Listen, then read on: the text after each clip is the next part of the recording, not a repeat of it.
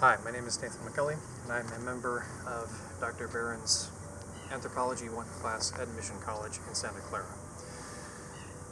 And but you didn't know that there have been a total of 117 billion Homo sapiens that have ever been born on Earth. This does not include for all of the species that have existed within our genus Homo.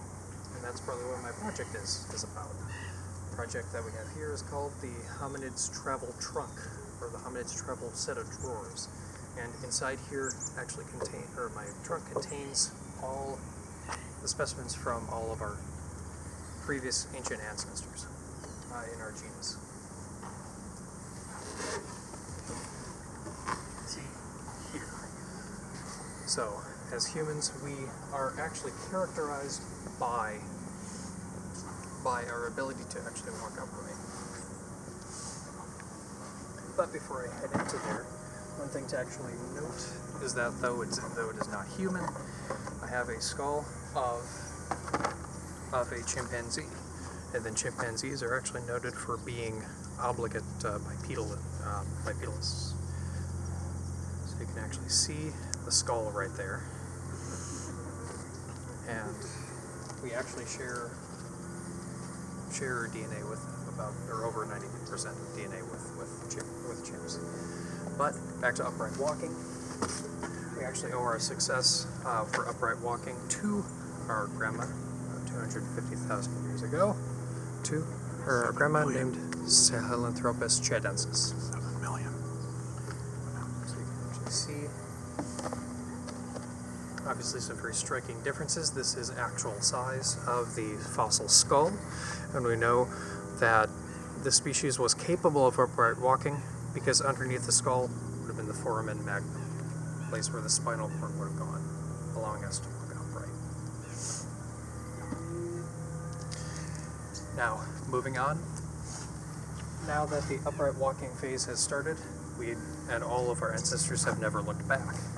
We now move on to a new species called Homo habilis. So you can see that the skulls are actually starting to increase in size, and once again, you can see that the slope of the skull underneath would have been the foramen magnum, where the skull spine would have connected to it. Upright walking. This species is also attributed to the very first stone tool industries ever on the planet, like the old Darwin tools.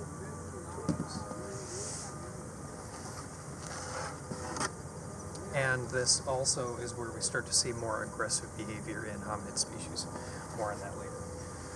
Then we have the likes of Homo georgicus, once again, using stone tools, but is also noted for having obviously a more kind of logical progression of a larger brain size as well, based on the skull here. Once again, upright walking.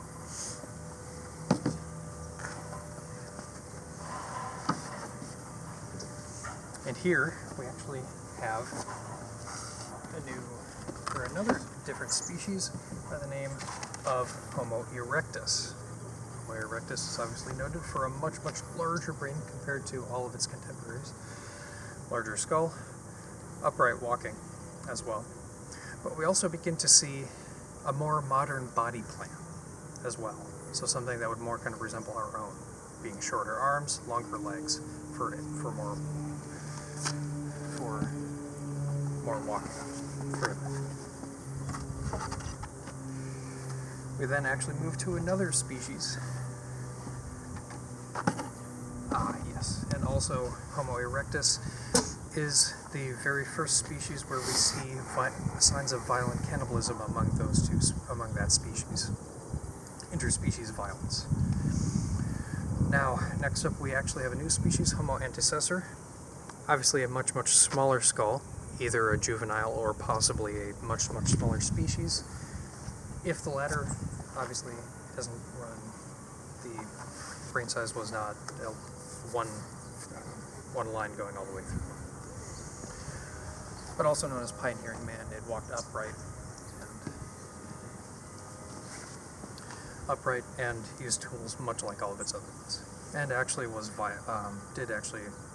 assemble violent hunting parties as well to hunt down youth from neighboring tribes. We then move on to a much, much larger species, a very unique shaped one called Homo heidelbergensis.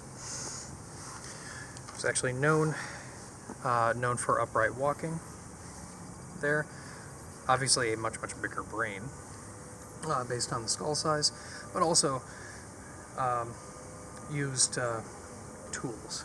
And this species took Homo antecessors traits a little bit to the extreme, and heidelbergensis was the first to create and develop routine hunting parties, hunting trips as well, and made use of fire, assumed to cook its food.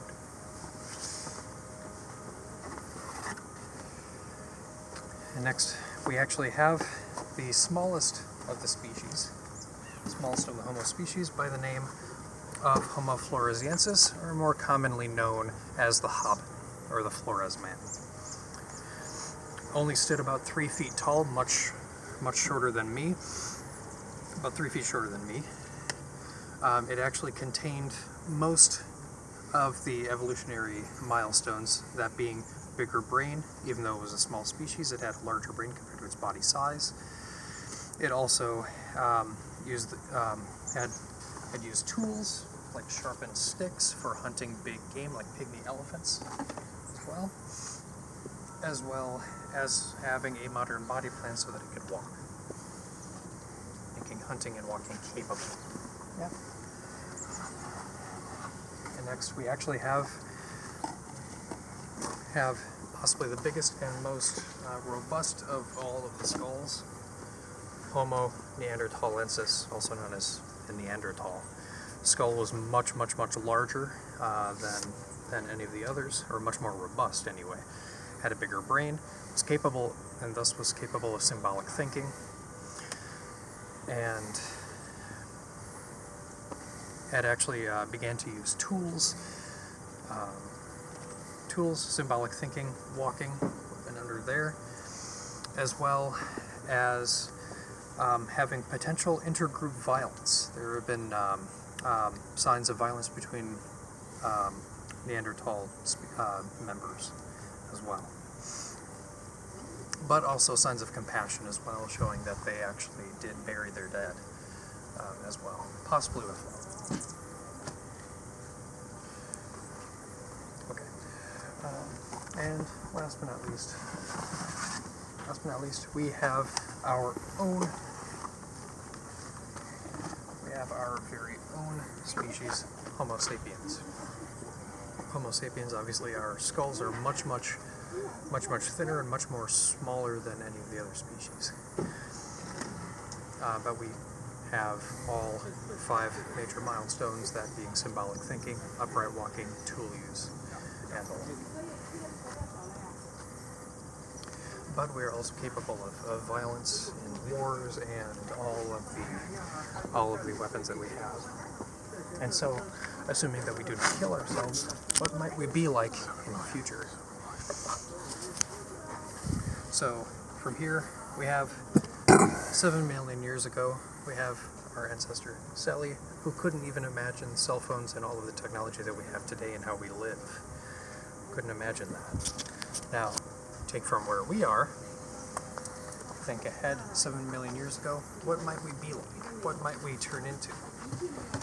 And assuming that, will violence triumph or will compassion win out in the end? Who knows? Assuming that we don't kill ourselves, we might end up more machine than man. We might turn out like a Borg.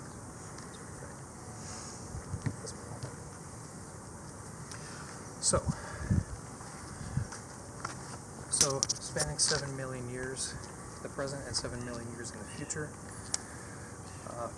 If you want, we actually have many, or if you actually want to see more information, I actually have species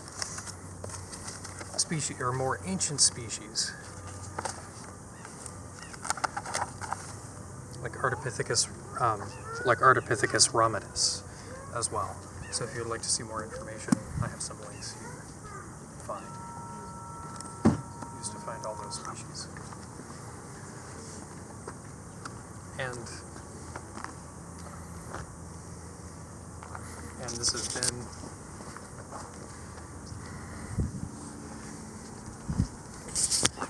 that being said, the Homo futurist man has to get going. okay. And Homo Maybe we'll see him in 7 million years.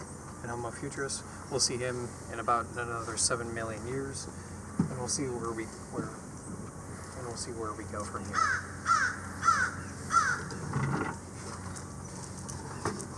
Thank you. Thank you. Thank you for my presentation. And Please check the links.